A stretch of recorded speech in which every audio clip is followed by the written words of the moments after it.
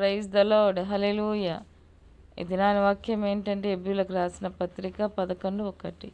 విశ్వాసమున్నది నిరీక్షింపబడి వాటి యొక్క నిజ స్వరూపమును, అదృశ్యమైనవి ఉన్నవన్నట్లుగా రుజువై ఉన్నవి. విశ్వాసం అనేది దేవుని బిడ్డల్లో మొదటి ఆస్తి ఏంటంటే విశ్వాసమే. ఎందుకంటే ఆయన పరలోక రాజ్యంలో తీర్పు దినాన మన ఆస్తి అక్కడికి రాదు, కానీ నిజంగానే మన నీతి, మన యథార్థతనే అక్కడికి వచ్చి పరలోక రాజ్యానికి మనము వారసులమవుతాం. ఇది భూమి మీద ఉన్నంత వరకు విశ్వాసం అనున్నదే నిరీక్షించబడి వాటి యొక్క నిజ స్వరూపం.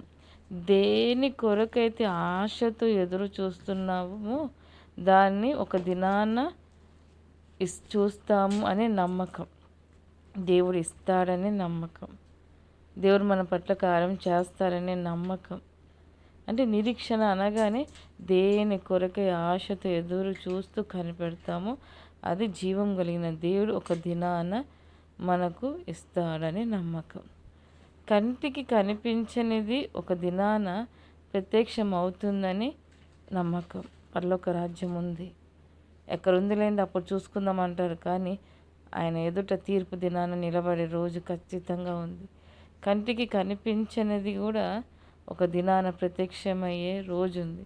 కాబట్టి నమ్మి మన విశ్వాసాన్ని, మన నిరీక్షణని కాపాడుకుంటూ వద్దాం. Praise the lord.